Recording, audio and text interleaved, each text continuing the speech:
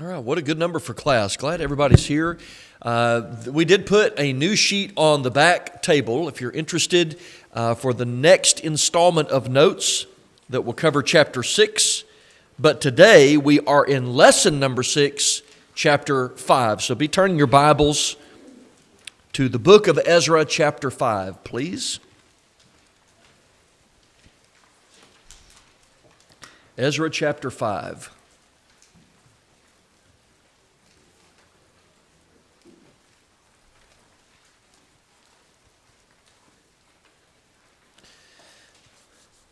I hope you enjoyed this chapter. It gets more exciting as the book goes along. There's a developing story behind the story, and it was really fun to sort of dig in and take a look at the chapter this week. I think we have today 3 discussion questions that get us through the chapter. A lot of the chapter, as you know, if you've read ahead, a lot of the chapter is the recording of the letter that goes to the king, to Darius, beginning in verse 7. And then, of course, if you've read ahead, then you get the response to that in chapter 6. Once a search has been made and they come back, and the finding of the decree of Cyrus has been made, they come back in chapter 6. But today we're in chapter 5. There is a last-ditch effort on the part of the enemies of God to try to stunt the work. And that's what this is. They're getting back to work, and then you've got another effort on the part of the enemies to try to stop them from doing what they are doing. Okay, the first question centers on verses 1 and 2, and I want us to read it, talk about it, and then make some application. I want to stay here for a few minutes because I think this is, in principle, this is a very important issue today. Okay, so here's number 1. What do Haggai and Zechariah tell the people to do? Chapter 5, verses 1 and 2. Why wasn't work being done on the temple? And when they spoke according to verse 1, in the name of the God of Israel. What does that mean? Essentially, here there's a battle of authorities. What is always the greater authority, and how does this work out practically today? What is the separation of church and state? And when is it okay to refuse orders from a government? So there's a lot wrapped up in verses 1 and 2. Big verses. Let's read those and then we'll open it up for some discussion. Then the prophet Haggai and Zechariah, the son of Iddo, prophesied to the Jews who were in Judah and Jerusalem in the name of the God of Israel who was over them. So Zerubbabel, the son of Shealtiel, and Jeshua, the son of Jozadak, rose up and began to build the house of God, which was in Jerusalem. And the prophets of God were with them, helping them. Okay, what do you think about these couple of verses? What's going on here? Do you notice some characters that we haven't seen yet in the book? Who do we see? Haggai and Zechariah. Now we know, because we've made reference to Haggai and maybe a small quick reference to Zechariah, we know that they are contemporaries, that their works of prophecy overlay the historical works of Ezra, Nehemiah, and Esther. So you've got those, at the very end of the Old Testament, you've got those 3 prophets, Haggai, Zechariah, Malachi, you've got those prophets. But when they prophesy and when they work is right now in this period of restoration. So you've got the books of history, Ezra, Nehemiah, Esther, then you've got the prophecy of Haggai, Zechariah, Malachi. And at some point we expect to see those interlaced with each other, and now we are seeing that. First of all, you got Haggai, who's mentioned here.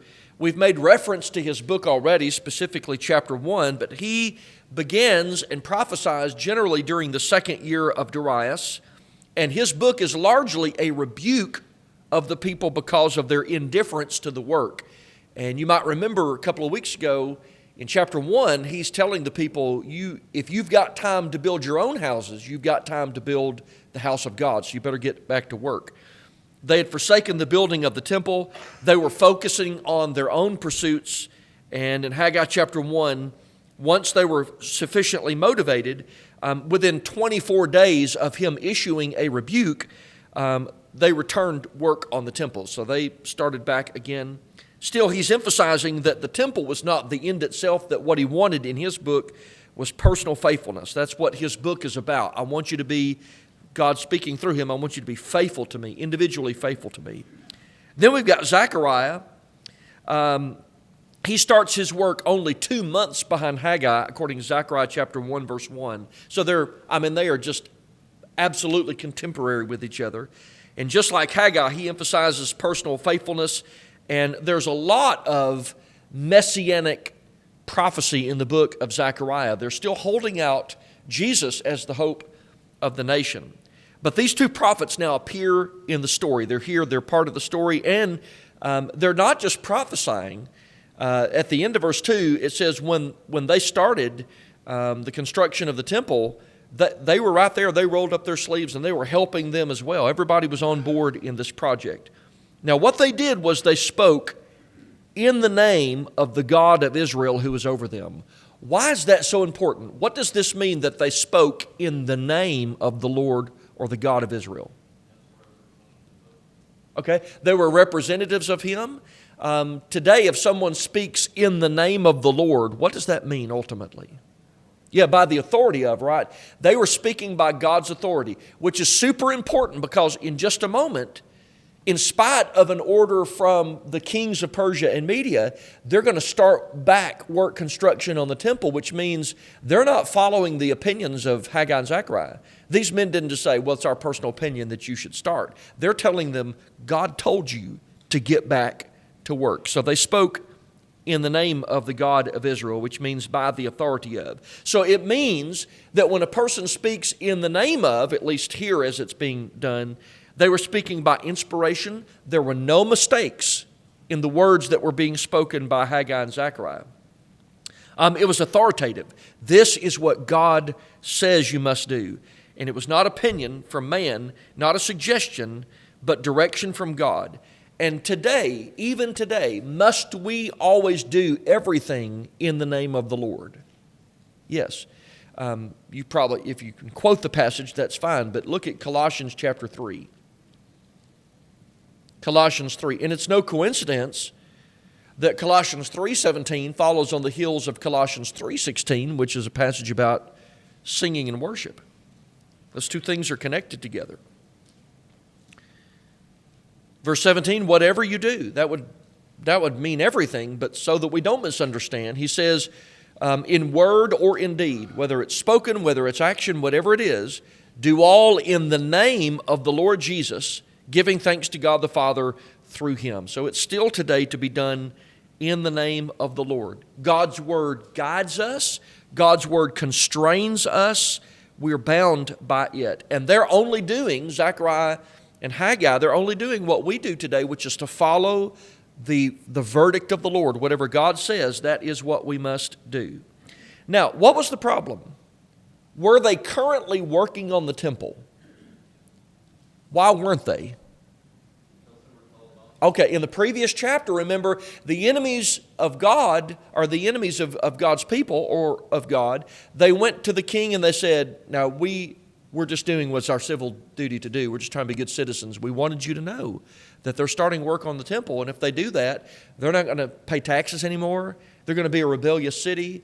And he investigates and finds in the history of Jerusalem that there had been some rebellion, rightfully so, against the pagan kings. But he tells them, stop construction on the temple, and they stop. So there is no work being done on the temple at this point. They're not doing anything. And that's because the enemies of Israel tricked Artaxerxes into issuing a decree halting the construction of the temple. And coupled with Haggai, his message about the people, we know that the people kind of found that to be a convenient excuse to leave construction on the temple, to pause every effort on the temple, and sort of pursue ease and recreation and luxury in Jerusalem. And the prophets are telling them, you better get back to work. So in spite of the order from the king, in spite of that, verse 2 says, they began to build the house of God which is in Jerusalem. Now that follows that they spoke in the name of the God of Israel. So they've been told by God to do this. They began to rebuild as instructed by God through the prophets. Now that means at this point they are committing an act of civil disobedience. They are in violation of the king's order.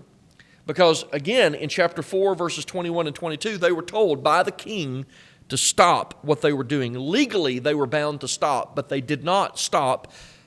And the enemies of God's people know this because we'll see it in just a second in verse 3. When they come back, at the end of verse 3, they said, "Who's commanded you to build this temple and to finish the wall?" What are they saying? Who gave you the authority to do this? You're under the authority to not be working on this temple. Why are you doing this? You've been told, don't do this. They knew what the law was. So, yes, there is always a battle of authorities. We mentioned that in the question. There's always a battle of wills. But when there is the battle of wills and God's will is set against the will of man, whose will always supersedes? The will of God. So were they justified to start back construction on the temple? Yes, because God told them to do it. And while they had been legally charged to not do it, they were bound to do that. Now, I think that's why this is such an important passage today, because there's always the question of, well, how does that work out today? So it brings up the consideration about the church and how we relate to law today. Now hold your place and let's go to Romans chapter 13 for just a second. Romans chapter 13.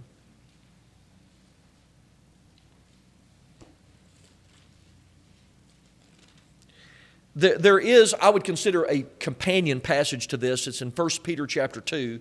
It's just one verse where he tells us, honor the king, love the brotherhood.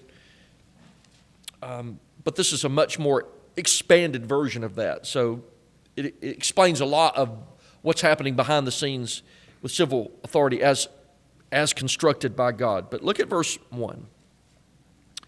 Let every soul be subject to the governing authorities, for there is no authority except from God, and the authorities that exist are appointed by God. Now, interestingly, who is the author of both Bible authority and civil authority? Who stands in back of it all? Okay, God is the author of both of those. Okay, so we're never disconnected from God in either way. But then he says, therefore, whoever resists the authority, that would be civil authority, resists the ordinance of God, and those who resist will bring judgment on themselves. Now, he explains how that's going to happen. For rulers are not a terror to good works, or at least they should not be, but to evil. Do you want to be unafraid of the authority? Do what is good, and you will have praise from the same. At least it should be that way. It's not always, but it should be that way. It's the intent, God's intent, that it should be that way. For he's God's minister, that'd be civil authorities and servants of civil authorities. He's God's minister to you for good, but if you do evil, be afraid, for he does not bear the sword in vain. He's God's minister and avenger to execute wrath on him who practices evil. Therefore, you must be subject. You must be subject, not only because of wrath, but also for conscience sake. For because of this, you also pay taxes. They're God's ministers, attending continually to this very thing. That is, that's how they get their support. Verse 7, render therefore to all their due, taxes to whom taxes are due, customs to whom customs, fear to whom fear, honor to whom honor. But he says in verse 5 and in verse 1, you must be subject. So how can it be right for a group of people, in principle, like in Ezra chapter 5, how can it be right to start construction back on the temple when they had been legally told, don't do this, when God says you must be subject to higher authority, to governing authorities? How does that work exactly? Lots of hands. Philip and then Gene. They knew what the underlying reason was why they did it. That's right. They knew the end result would be wicked. Sure. Yeah, absolutely. And both the enemies of the people of God and the enemies knew that very thing. Gene? Always. Yeah. Yes. There's so many parallels to Ezra. Yes. What's going on in our government? Yes. We're seeing our government has weaponized laws against us, and we're just finding out some of that, how Christianity has been persecuted. Yeah, I think it's really pertinent because more and more as the world digresses, and it is, I mean, we're blessed that it's not hit us to the full extent that it has in other parts of the world, but more and more I think the church is going to be faced with civil disobedience in order to honor the will of God. So I think it is very relevant, like you said. Tom, I saw your hand. You said building the temple replaced already for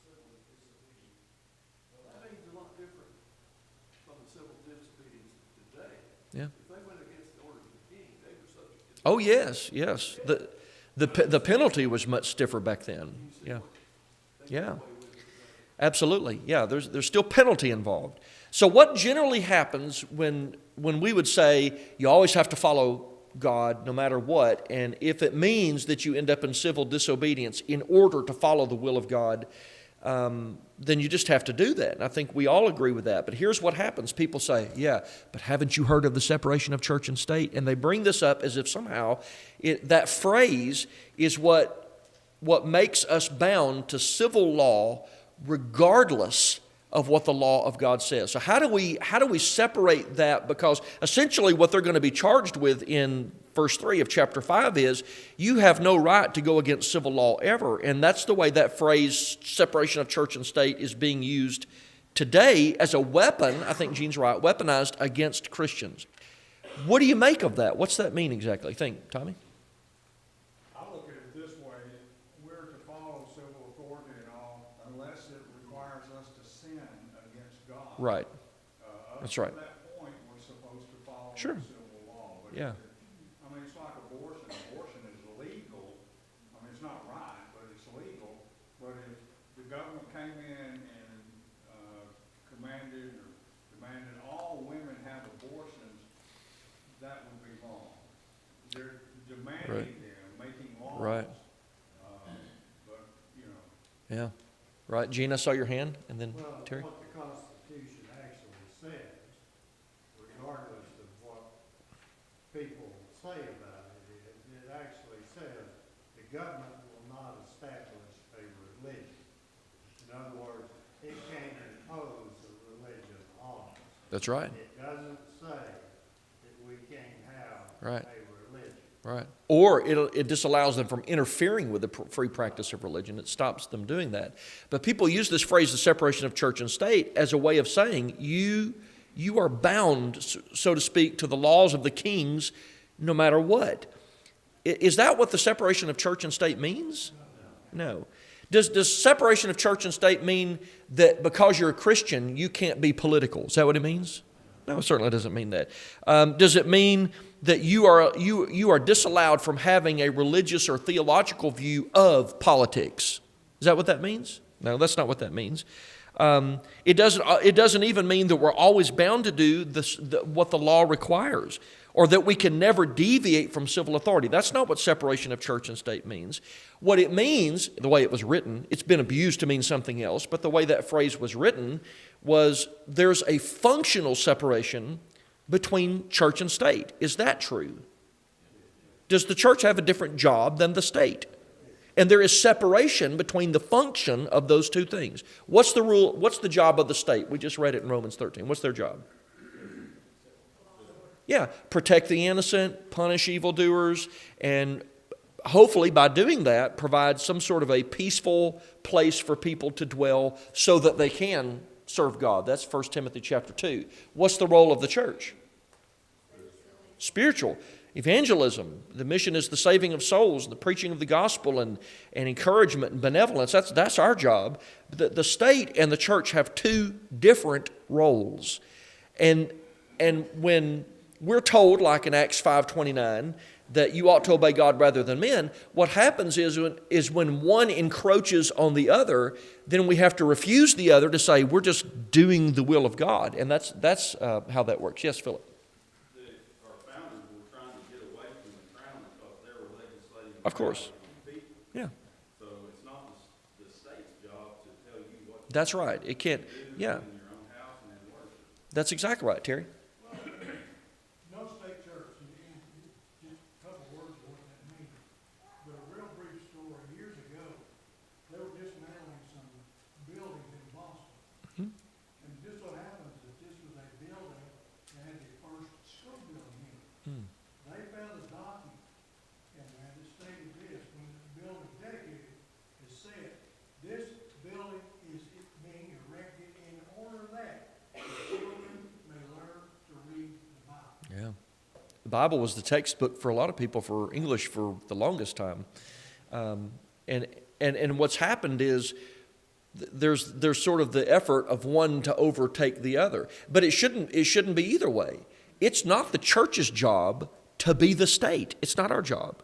It's not the state's job to be the church. There's a separation in function between the two of those things. But when there is conflict, and I think Tom is exactly right, when there's conflict, not just because I don't like something, right? Even in Romans 13, he mentions taxes. Nobody likes taxes, but you still got to pay them, right? But when we are being asked to do something that is in direct contradiction to what God wants His people to do, no matter what the law says, we have to do what is right. So if a civil authority said, and it does happen like in communist countries, but God forbid that it should ever happen here, if they should say, we've determined religion is bad for people, you cannot assemble anymore as the church. What's our obligation? We'll be here Sunday. See you Sunday. We'll be here for the assembly of the saints. You can't tell us not to do the will of God. And then whatever the consequences would be, hopefully not, but we have to do that. So when there's a conflict between the two, God's law always comes first. Yes, sir? I know. That's exactly my thought. And it said something, right? I know there were some congregations trying to just do the best that they could to navigate that. It was a tough situation. But there were too many people. The first second the government said, don't assemble, they're like, oh, great, okay, we want to assemble.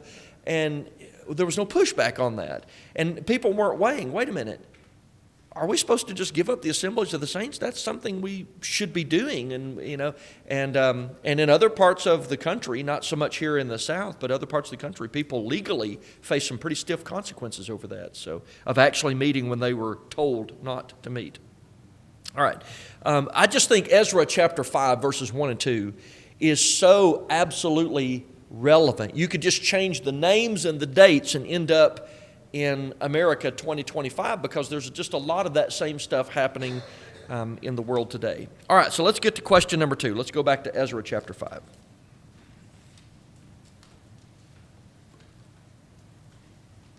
Ezra chapter 5. All right, question 2. How did the enemies of God's people react? Verses 3 and 4. What do you see in common about the reactions of enemies? There's something always in common here, at least here and in Nehemiah. They have this common thing that they do to try to suppress the work. What did the letter to the king say in verses 6 to 17? And what can we learn from this about the way that enemies operate? So let's read it, and then we'll go back and we'll discuss it. Verse 3. At the same time, Tattenai, the governor of the region beyond the river, and Shethar-boznai and their companions came to them and spoke thus to them, who has commanded you to build this temple and finish the wall? Then accordingly we told them the names of the men who were constructing this building. But the eye of their God was upon the elders of the Jews, so that they could not make them cease till a report could go to Darius. Then a written answer was returned concerning this matter. This is a copy of the letter that Tattenai sent, the governor of the region beyond the river, and Shethar-boznai and his companions, the Persians who were in the region beyond the river, to Darius the king. They sent a letter to him in which was written thus, to Darius the king, all peace. Let it be known to the king that we went into the province of Judea, to the temple of the great God, which is being built with heavy stones, and timber is being laid in the walls, and this work goes on diligently and prospers in their hands. Then we asked those elders and spoke to them thus, who commanded you to build this temple and to finish these walls? We also asked them their names to inform you that we might write the names of the men who were chief among them. Thus they returned us an answer, saying, we are the servants of the God of heaven and earth. And we are rebuilding the temple that was built many years ago, which a great king of Israel built and completed. But because our fathers provoked the God of heaven to wrath, he gave them into the hand of Nebuchadnezzar, king of Babylon, the Chaldean, who destroyed this temple and carried the people away to Babylon. However, in the first year of Cyrus, king of Babylon, King Cyrus issued a decree to build this house of God. Also, the gold and silver articles of the house of God, which Nebuchadnezzar had taken from the temple that was in Jerusalem and carried into the temple of Babylon, those King Cyrus took from the temple of Babylon, and they were given to one named Sheshbazzar, whom he had made governor, and he said to him, "Take these articles, go carry them to the temple site that is in Jerusalem, and let the house of God be rebuilt on its former site." Then the name Sheshbazzar came and laid the same Sheshbazzar came and laid the foundation of the house of God which is in Jerusalem. But from that time even until now it has been under construction, and it is not finished. Now therefore, if it seems good to the king, let a search be made in the king's treasure house which is in Babylon, whether it is so that a decree was issued by King Cyrus to build this house of God at Jerusalem, and let the king send us his pleasure concerning this matter. Now, the tone of their letter is slightly different than the one that was in chapter 4. It's a little bit different. Those guys were clearly trying to trick Artaxerxes. What do you see different about this letter? Looking for the truth. They are looking for the truth, and when they report, they're accurately reporting what's done. There's no hyperbole. They're not embellishing what's happening. They're just saying, we went to them, we asked them their names. They're still working on it. You need to know that they are. Can you do a search to find out whether their claim is true? So they're a little bit different in the way that they respond. First of all, in verse 3, we learn of the name Tattenai. We don't know a lot about him. He's mentioned as some sort of a governor. He's the overseer of the region. He had jurisdiction over the area in which they were working. This, to me, reminds me a lot of Daniel 6, when you read about Daniel and two other men being appointed as sort of the main leaders over a bunch of satraps. And those satraps were like governors over regions. This guy, Tattenai, is much like that. He's one of the governors over the region, and he has to his aid somebody by the name of Shethar-Boznai. And we don't know anything more about him, but to me, this is like in chapter 4 when you have one main guy and then a scribe following him, transcribing everything he says. I think Shethar-Boznai is probably the scribe of Tattenai. And he asks them, "Who gave you this authority?" Now, what they're doing by this is threatening them. And there's something similar about the way that the enemies always threaten God's people. The threat is to cause what in the people? Fear. To cause fear. Is that what you're saying? Yeah. Fear in the people. And they know, and most people know, if you create enough fear in a person, what does it do to the work of their hands? Shuts it down. People will not do what they intended to do or what they're doing or finish what they're doing if they are fearful. And so they threaten them, at least by implication, but that pretty much seems to be the common tactic of the enemies of God because it strikes fear and paralyzes action. But now watch verse 4. In verse 4, some translations offer this as a question, but it seems better to sort of believe that this is the statement of a fact. I know it can appear in some translations as a question when they're asking, "What are your names?" But here it says, "Then accordingly we told them the names of the men who were constructing this building." And I think what they say is, because they're trying to instill fear, they said, "What are your names?" And what do? Let's tell them. I don't care if you go tell the king. We stand on good ground. They're not being pushed around anymore. There was a time when they were pushed and they stopped working on the temple. It sure seems like they found their voice in verse 4 because now they're saying, here's my name. Let me spell it for you. Make sure you get the spelling right so you can take it to the king. I'm not afraid of your threat. That's what's happening here. Because according to verse 10, they were being asked a question, and it seems like now they're responding to that. And they boldly and unashamedly give their names of the men that are involved in the work on the temple. So they send word to the king, as we just read, and they start reporting on this, beginning in verse 8. They found that the temple project was back in swing, verse 8. Verses 9 through 11, they record the challenge that they made to the people working on the temple. We asked them what they're doing. Whose authority are you working by? Tell us your names. And the Jews' answer was part of the letter, according to verses 11 to 16. They record that accurately.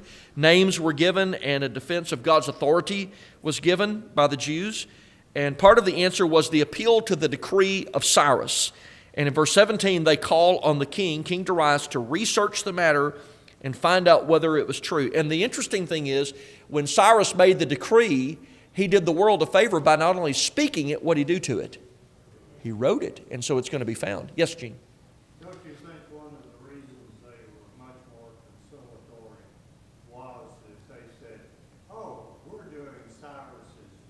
You interfere with us, you'll be in violation Yes. of the king's decree. Yeah. They should have done it from the beginning. They should have done it when the original one came out in chapter 4. But you're right, because they had something to go to prove what they're saying. Now, we are meant to learn from this. I mean, it is just the record of a letter, and so it'd be easy just to read it and pass over it. But we're meant to learn from that about enemies. And the one lesson is that they always look for weaknesses. They always look for some gap in people that they can insert themselves into. I always think of, along with this, like there's so many things in the New Testament about you make your life, obviously sin's going to enter in at some point, but what you do is you live in such a way that there's no cracks in your life that people can sort of drive a wedge in, or in a congregation, and do that. And then I always think, if people have skeletons hiding in the closet, so to speak, there's that statement in the Old Testament, be sure your sin will find you out. Somewhere the devil's going to exploit that. And sometimes it's to the destruction of people. But they're always looking for weaknesses, enemies are, in God's people. All right, real quick, number three.